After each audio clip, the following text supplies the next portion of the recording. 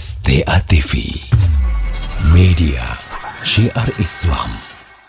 Al-Imam Ibnul Qayyim rahimahullah menulis sebuah kitab yang sangat bagus sekali tentang ruh. Dan beliau menyebutkan tentang di mana keadaan ruh tersebut.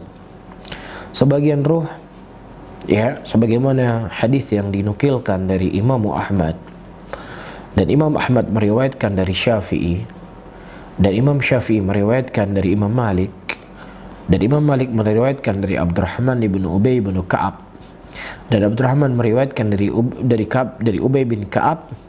Ubay bin Ka'ab meriwayatkan dari Nabi SAW, inna arwah asyuhada, bahwasanya ruh-ruhnya para syuhada itu berada di parung burung yang berwarna hijau, yang mereka berterbangan di bawah arasnya Allah Subhanahu wa ta'ala.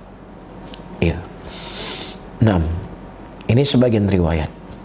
Datang riwayat yang lain bahwasanya ruh itu, ya, Allah Subhanahu wa ta'ala kembalikan ke dunia seperti yang kita sebutkan tadi, dan dia, ya, akan menikmati dari kenikmatan-kenikmatan yang ada di dalam kuburan.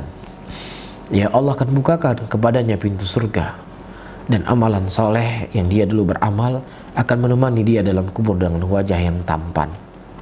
Dan sebagian yang lainnya disebutkan bahwasanya ruh itu berada di sebelah kanan. Disebutkan di sebelah kanan Nabi Adam dan di sebelah kiri Nabi Adam. Ruh orang-orang baik itu berada di sebelah kanan Nabi Adam alaihissalam. Sebagian riwayat disebutkan demikian. Dan di antara, kalau seandainya riwayat itu tersahih semuanya, maka tentunya tidak saling bertolak belakang. Ya, terkadang ada ruh-ruh yang berada di dalam parung yang berwarna hijau, ada ruh-ruh yang memang dikembalikan ke dunia, ya, dan ada ruh-ruh yang mereka berada di tempat yang lainnya. Demikian disebutkan oleh Al-Imam Ibnul Qayyim rahimahullahu ta'ala. Wallahu a'lam bishawab.